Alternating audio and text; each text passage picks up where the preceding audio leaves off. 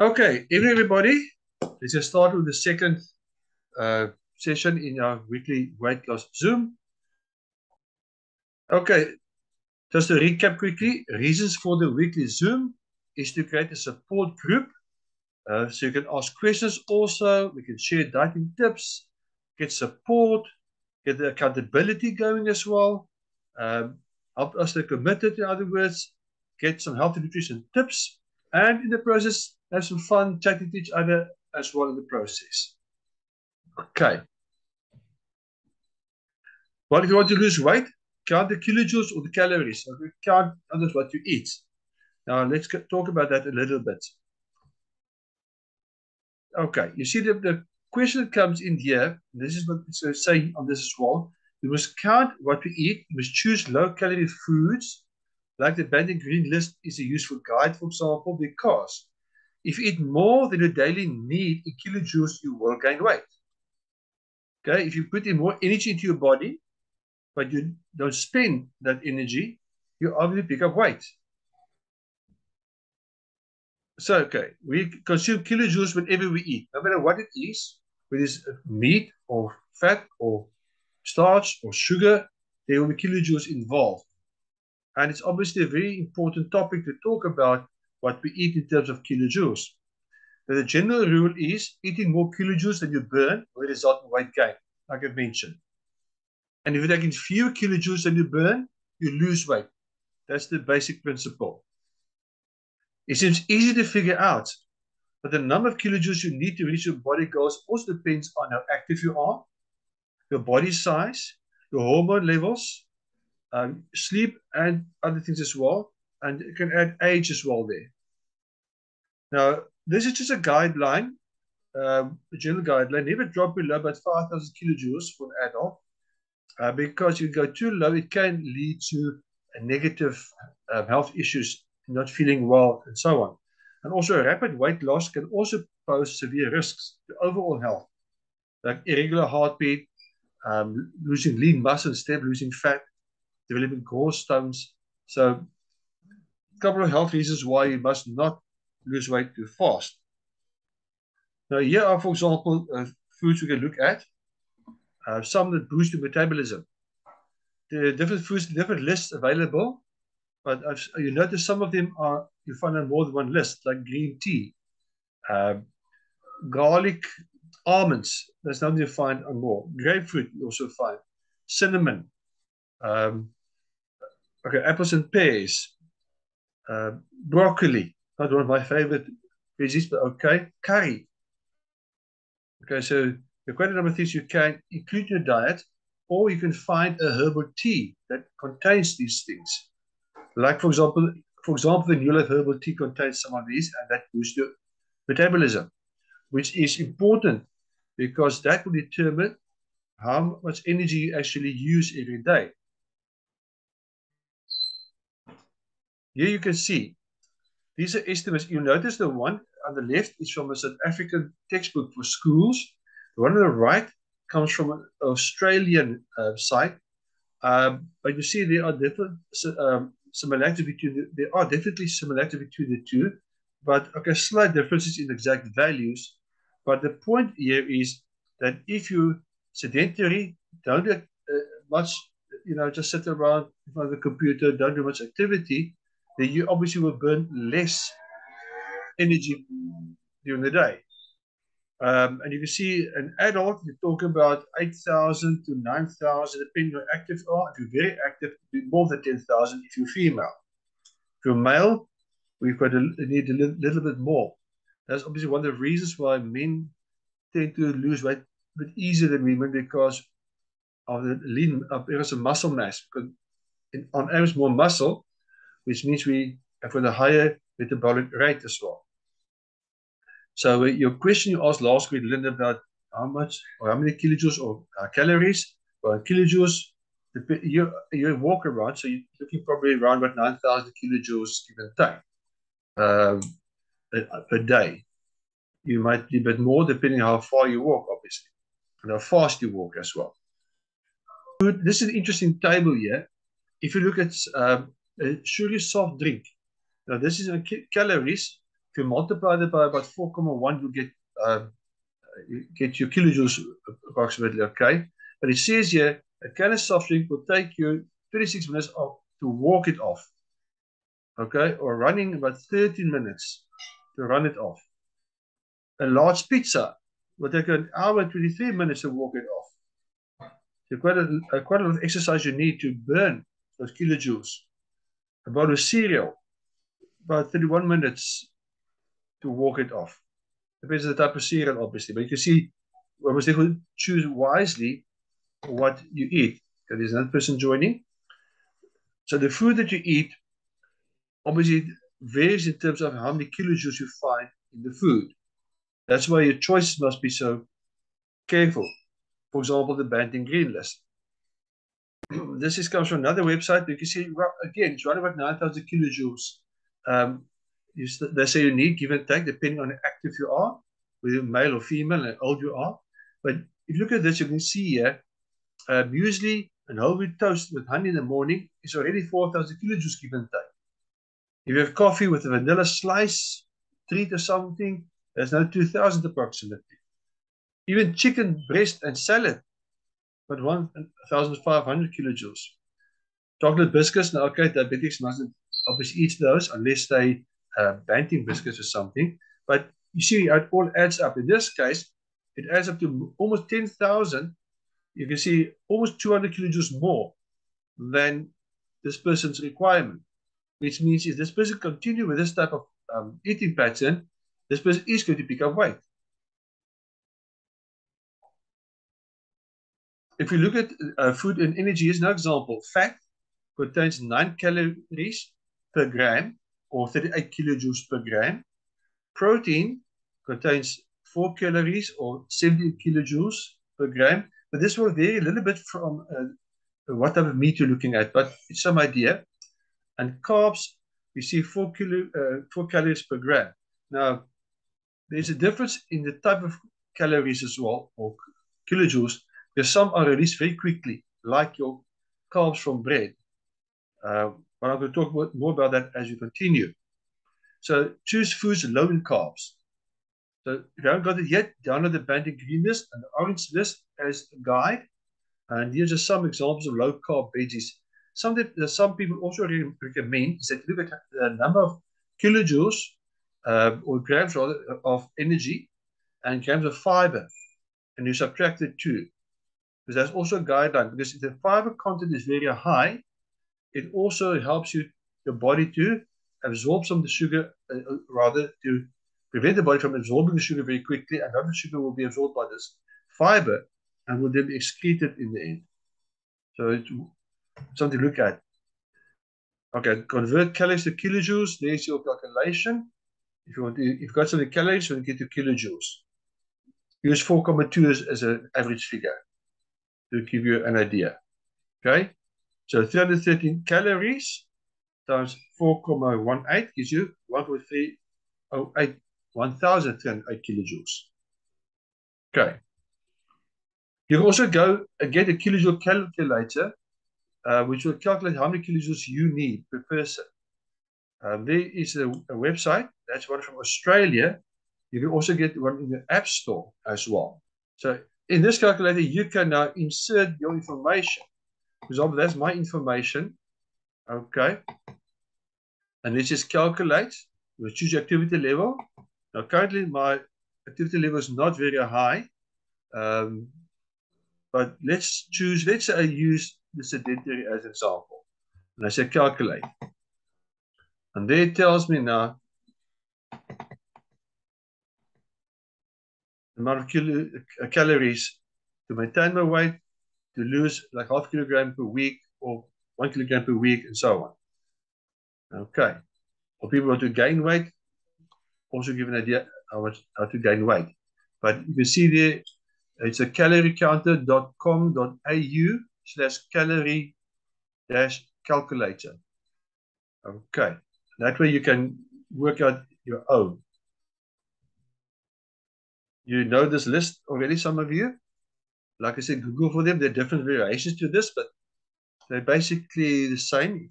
The Banting Keto Green list and Orange list. Now, here is something important. Why one must choose low-carb foods. I remember I was at a seminar about 2004 already where they explained this whole thing to us as well.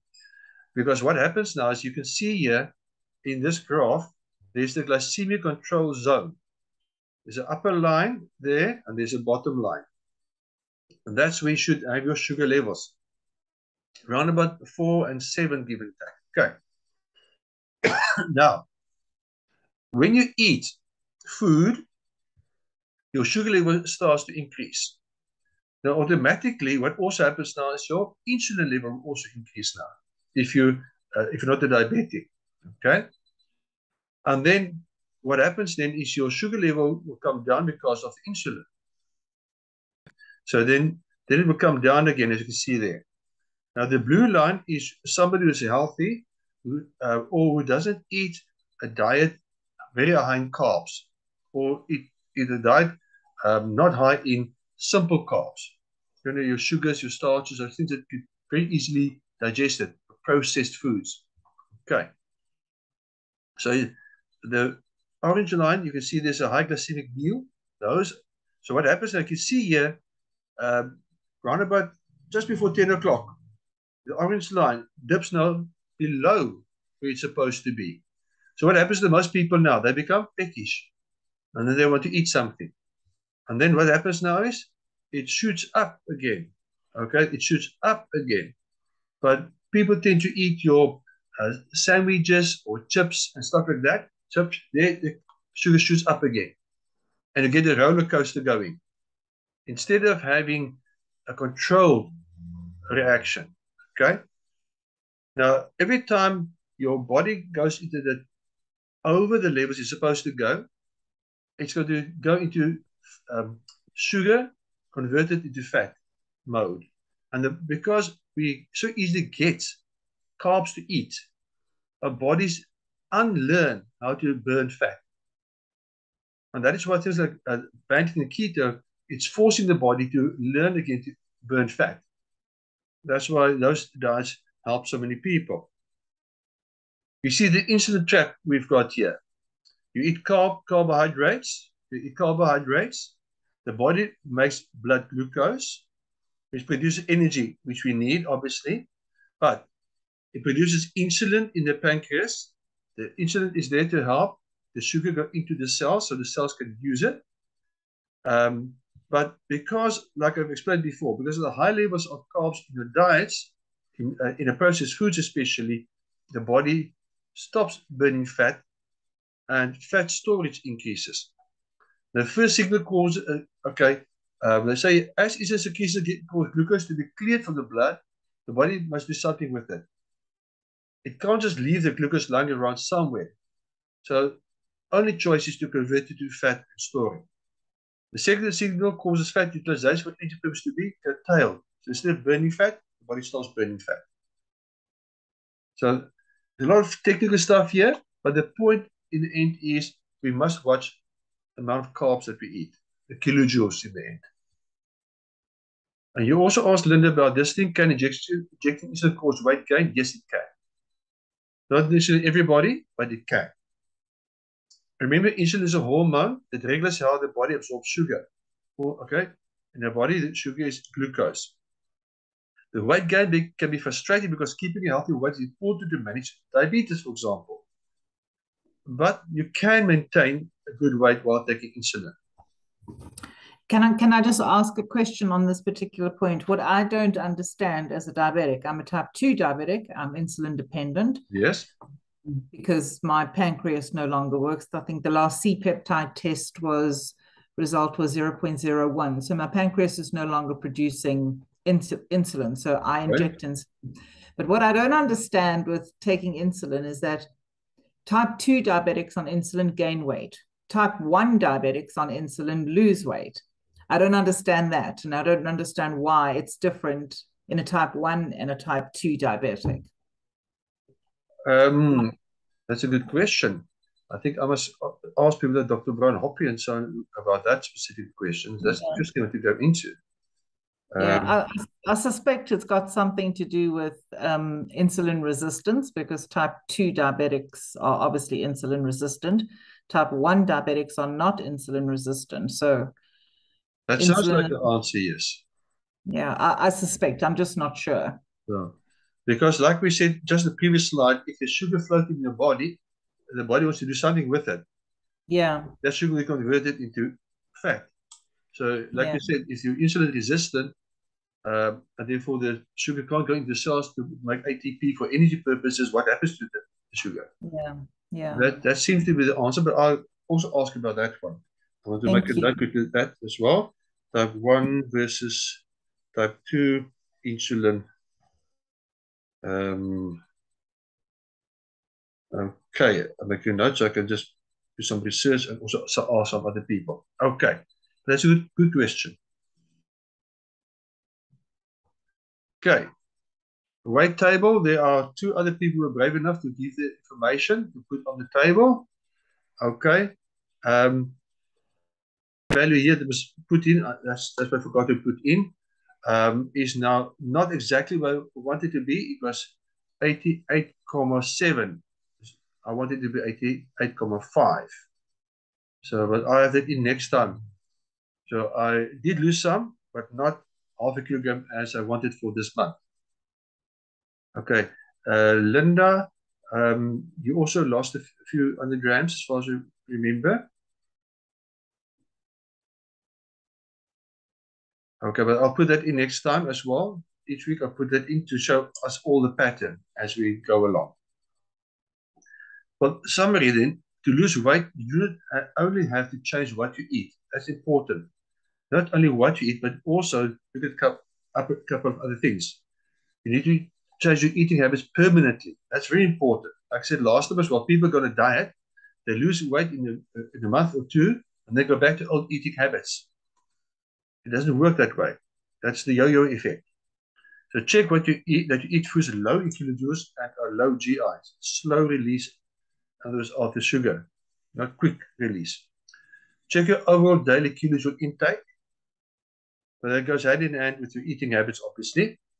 But you need to get some exercise to boost the metabolism. Now, somewhere I seem to have missed this on the one slide, but you've got what we call a basal metabolic rate. Basal metabolic rate. That is the rate at which your body burns sugar or uses sugar. And that is, even if you sleep, you are still burning sugar. Okay, because your mind is still going, even though you're sleeping. Okay, your nerves in your skin still detect heat and cold and all these things. Your ears, if you hear loud noise when you sleep, you wake up. So there's still activity going on. Digestive system, blood flow, heart pumping, you rolling around your bed, muscles. Okay? If you sit still and just breathe, you are still using energy. And that's what they call the basal metabolic rate. And when you exercise, you push that up. When you take, for example, those herbs they mentioned, or the herbal tea they mentioned early on, you push that up. So you go above the basal metabolic rate. You start burning more kilojoules. Okay? So it's important to boost your metabolism with exercise and also to retain muscle. Okay, choose food to boost your metabolism. We mentioned that already. And then obviously have a support system. We have accountability. Okay, so we can see each time, okay, this is where we are. I was supposed to be here. I'm not there yet. Okay, I had this on last week as well. The way to get started is to quit talking and begin doing. Are there any more questions or suggestions? Because I want to make this your Zoom as well. So your ideas will be important as well. Okay. Are there any questions from anybody? Any? It's not so much a question. It's maybe a support thing. I'm not quite sure. Okay. But my challenges normally come in more aggressively on a weekend, obviously, like from a Friday night. I know it's a psychological thing. Like Monday through to Thursday, I have no problem with being disciplined. I have no problem with being consistent.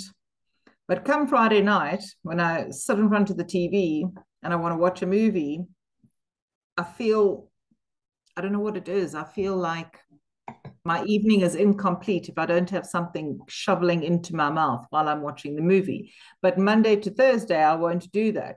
So I know it's a psychological thing. And I'm not sure for me how I change that specifically on a weekend. How I say no on a weekend to custard tarts and all of those nice things, but I can say no Monday to Thursday. It's a weird thing, and it's a challenging thing for me. Yeah, and that's obviously one of the factors that come in here very often. It can also be plain boredom as well. You've got nothing to do. And that can be in some cases. I'm like that sometimes when I'm bored. Well, if I'm actively busy doing something, then I don't even think about eating. But the moment I start doing nothing, that's when I start thinking, oh, I'm going to eat something. And that is very often one of the traps. I'm busy actually working on the PowerPoint here, changing those values. I know you sent me your value as well, and I can't find it so quickly to put it in there. Which one? The one I lost or what I started with? No, the lost. After you've lost. Today my weight was 91.20 and I started at 92.91. 91 point? 920. 92.0. Okay, 92. Yeah, no, 91.20 is what my weight is today. Okay. Last week it was 92.91. Okay, just updated that slide then. Okay.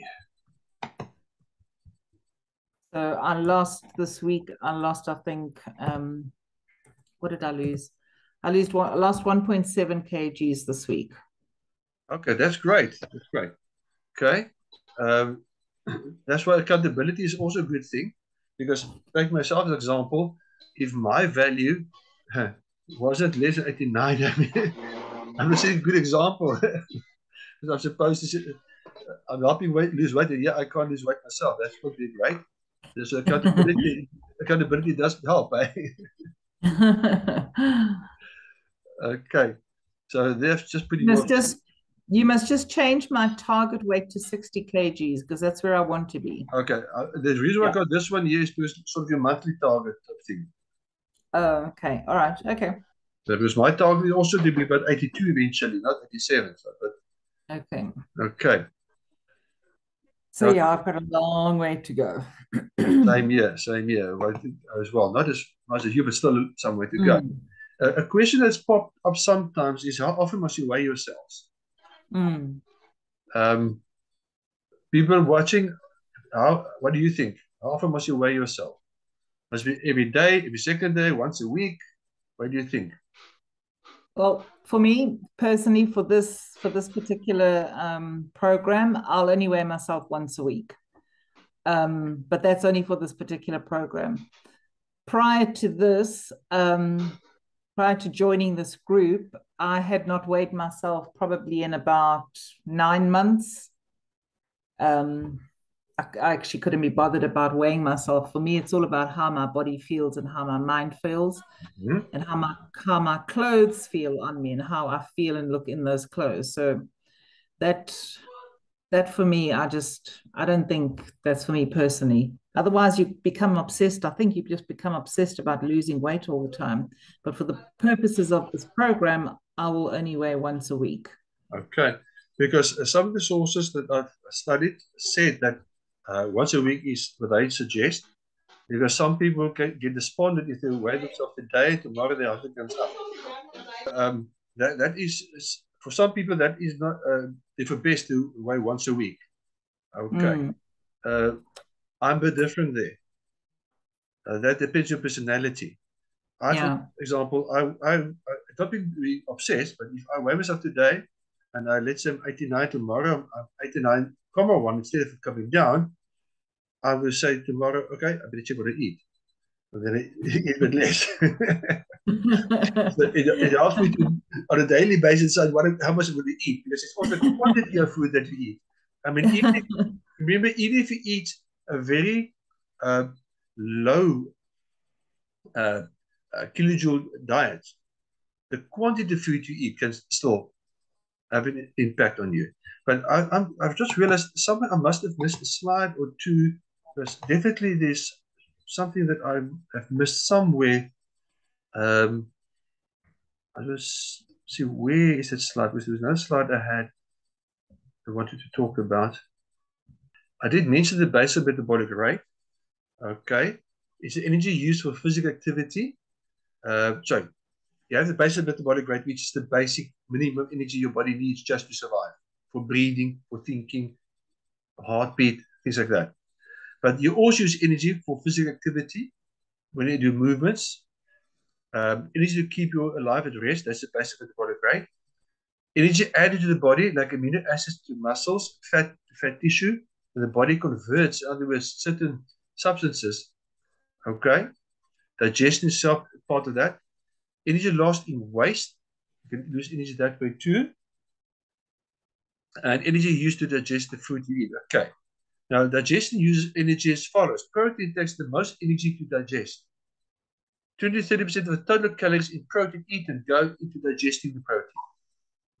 So from that point of view, although the protein might have a high amount of potential kilojoules in it, a lot of that will be used up by the body in a certain sense, because the protein must be digested.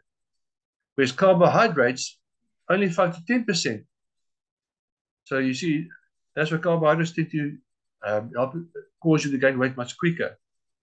Also, protein helps you feel fuller for longer, and fat as well. So you don't get hungry that quickly. So, thus, if you eat 100 calories from protein, your body uses 20 to 30 of those just to digest and absorb the protein. So you're left with 70 to 80 calories. But if you use pure carbohydrates, 100 grams, you will be left with 90 to 95 calories, which the body must do something with. That's why something like the Atkins diet works for some people. Because there's a lot of pros and cons of different diets, but some people take the Atkins diet and they lose weight. Okay. And we also know from research that if you don't get enough protein in your diet, then you will struggle to lose weight as well. Okay. Okay. If there are no other questions, then I'm going to say bye for now. I just have a comment or even a question for that matter. Yes. The other day I was wondering, somebody said to me, when you lose weight, where does the weight go? How do you lose the weight? So I went to go and Google exactly how does the fat or the weight leave your body when you lose weight? And this article was saying that the lungs are the primary organ used to remove fat from the body. Right. And during any energy conversion process, fat leaves the body either as a carbon dioxide when you exhale, or as water in the form of sweat or your urine or your pee. Yeah. But I found that quite interesting about the lungs being the primary organ that is used to remove fat or fat from your body, which made me think, so when I'm exercising, when I'm walking, I need to walk faster, so I breathe heavier and quicker and harder. So the more I breathe, the more carbon dioxide I release, and the more weight I will lose. It just seems strange that your lungs would be the main organ that gets rid of fat in the body. Yeah, you actually mentioned the reason for that already. Okay, chemistry and physics as part of my education training. Fat, carbohydrates for that matter, consist of carbon atoms, hydrogen atoms, and oxygen atoms. Okay. So when fat or carbohydrates break down, it forms, like you said, carbon dioxide and water and energy in the process. Okay, right. So when you exercise, the body will take the fat and then break it down to get energy from it. But the carbon dioxide, the only way the body gets rid of carbon dioxide is through exhaling it. Oh, wow. Okay. The water, obviously, a lot of that you can urinate out. You lose some water vapor by breathing out as well. Some water that way too. Yeah. Okay. Even protein, if protein is used for energy purposes, Protein also consists of carbon, hydrogen, and oxygen, but also some nitrogen and sometimes other atoms like sulfur and so on as well. But when the body uses it to make energy, again, the products, again, carbon dioxide and water with some of the products. So interesting. Wow. And that's why body can get rid of it then, yeah. That's interesting. Okay. All right. Cool. Okay. And next week, I'll try to bring up another topic. And I'll also try and answer a question about that type 1, type 2 insulin, why the one loses weight, the other not. And so you can find information for you on that as well. Thanks, Herman. And every time I'll try to include a little bit of information on weight loss and general health from that point of view. Yeah. But it's always good to try to boost your metabolism. Okay. Exercise and certain food can do that. Okay. I don't want to keep the meeting, but maybe next week you can also possibly include something about juicing and how we can incorporate juicing into our lifestyle. Not particularly fruit juicing, because I know that's very high in fructose, but maybe more the vegetable kind of juicing. Okay. And smoothies and things like that. If you're doing that, is that a good way to detox? Because I have non-alcoholic fatty liver disease, and that's one of the things I need to try and fix. And so many people have told me I need to go on a juice cleanse, and I don't know if that's suitable for me or not. But we can discuss that next week. If you want fatty liver disease, I can also talk about that as well. Okay, and how that affects weight loss specifically. Okay, I can see we can find out about all that for you. Okay. Awesome. Thanks, Herman. Okay, great stuff, everybody. Enjoy the rest of the evening. Thank you. Okay. Bye-bye. Bye.